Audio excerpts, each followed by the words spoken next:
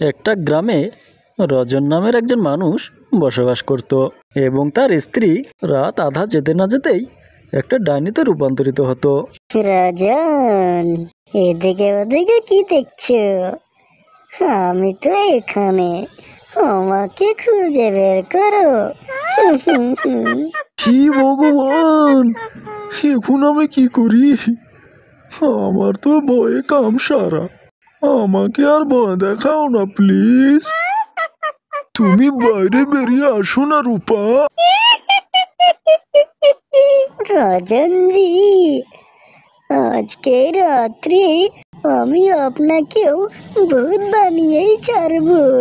ওরে মরেছি রে, মনে হয় এটা ডাইনি হয়ে গেছে। আমি এখন কি করব?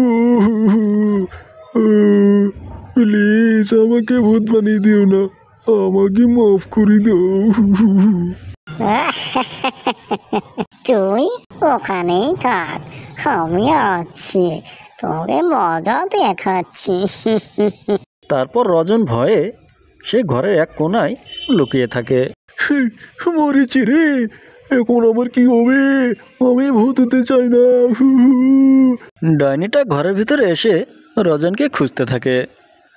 রজন ডাইনিটাকে দেখে তো ভয়ে অবাক, কিন্তু রজন একটা কথাও বলে না, সে চুপচাপ সেখানেই লুকিয়ে থাকে। তারপর ডাইনিটা তাকে খুঁজে না পেয়ে বাইরে চলে যায়, আর রজন সে ভয়ে পুরো রাত সেখানেই লুকিয়ে থাকে। তারপর সকাল হয়ে যায় আর রজনও সেখান থেকে বাইরে বেরিয়ে আসে। আরে, ভগবানকে লাখ লাখ ধন্যবাদ, সেই ডাইনিটা আমাকে খুঁজে পায়নি। তার একটু পরেই রূপা ঘরে ফিরে আসে আর রজন রূপাকে দেখে ভয় পেয়ে যায়। কি গো, তোমার আবার কি হলো? হ্যাঁ, এত ভয় পাচ্ছ কেন? এমন ভাব দেখাচ্ছ, মনে হয় কোনো ডাইনি সাইনি দেখে নিয়েছো। মনে হয় দিন হওয়ার সঙ্গে সঙ্গেই এর ওপর থেকে ডাইনির ছায়া চলে গেছে। কই, আমার তো কিছু হয়নি, সারা রাত ঘুমাইনি তো, সেই জন্য একটু শরীরটা অস্থির অস্থির লাগছে। তারপর রজন দৌড়ে গিয়ে ভূপেনের বাড়িতে চলে যায়। ভূপেন ভাই, আমার জীবন তো শেষ হয়ে গেল ভাই। আমার স্ত্রীর উপরে ডাইনির ছায়া করেছে, সে আধা রাত হওয়ার সঙ্গে সঙ্গেই ডাইনিতে রূপান্তরিত হয়ে যায় আর আমাকেও ভূত বানাতে চায়। আমি তো রাত্রে কোনো মতে শুধু ঘরে পালিয়েছিলাম, তুমি আমাকে সহায় করো ভাই। সে মনে হয় আজকেও ডাইনিতে রূপান্তরিত হবে, আমি এখন কি করি? ঠিক আছে ভাই, কেঁদো না, আমি আজকে তোমার ঘরে থাকবো, চলো। তারপর ভূপেন রজনের বাড়িতে চলে যায়। রজন শুধু বারে বারে সে ঘড়ির দিকে তাকাচ্ছিল। ভূপেন ভাই, 12টা তো বাজলোই প্রায়, বলো না কি প্ল্যান করেছো? না হলে তোমার ভাবি একবার ডাইনি হয়ে গেলে তখন আর কিন্তু কিচ্ছু করার থাকবে না। ভাই, আমার কাছে তো কোনো প্ল্যান নেই। আরে বুর্বক, তাহলে তুই কি এখানে আন্ডা নিতে এসেছিস? মূর্খ কথাকার, কোনো একটা প্ল্যান তো বানিয়ে রাখার দরকার ছিল, তাই না?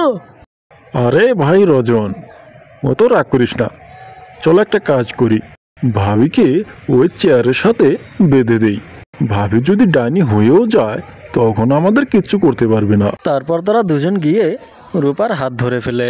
আরে ও কি, এ কি করছো? আমাকে এরকম করে বাঁধছো কেন?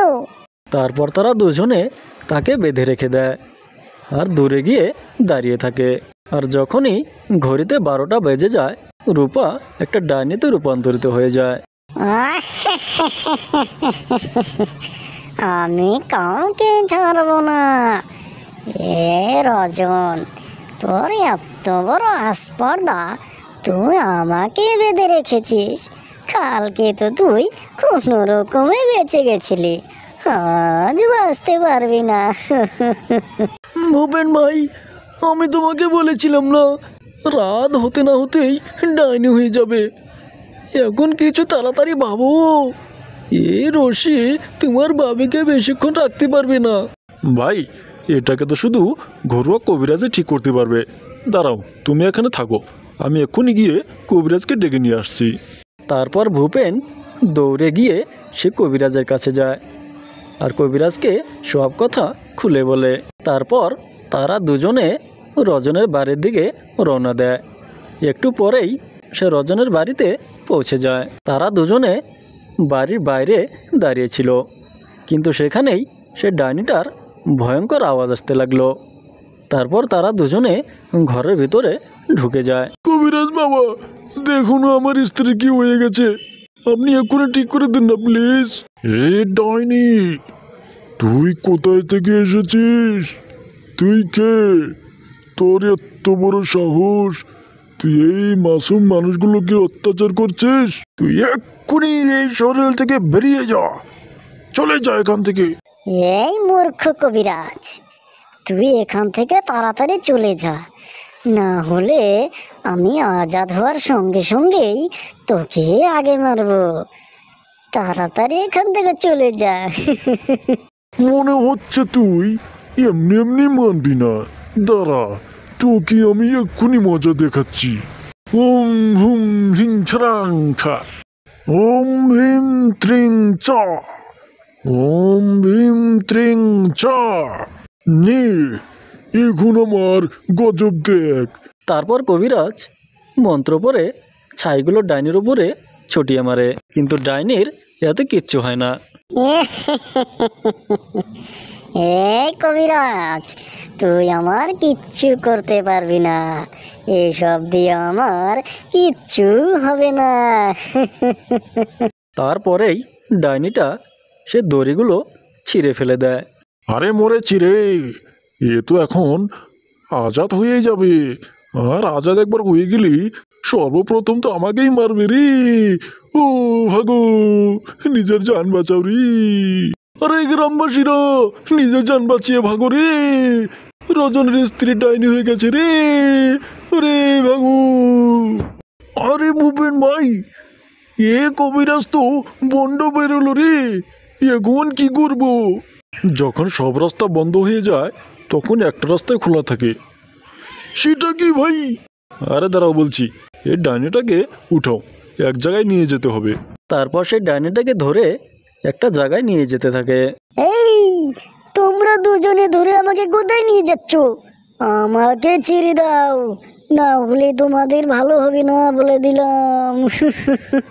তারপর তারা দুজনে সে ডাইনিটাকে নিয়ে সে গ্রামে অবস্থিত একটা মন্দিরের কাছে নিয়ে যায়। মন্দিরের চৌকাঠ না পেরোতেই ডাইনিটার শরীরে আগুন ধরতে থাকে। এই, মরেছি রে। এই, আমাকে কোথায় নিয়ে আসছো রে? আমি শেষ হয়ে গেলাম, আমার শরীর পুড়ে যাচ্ছে। আমার এখন কি হবে?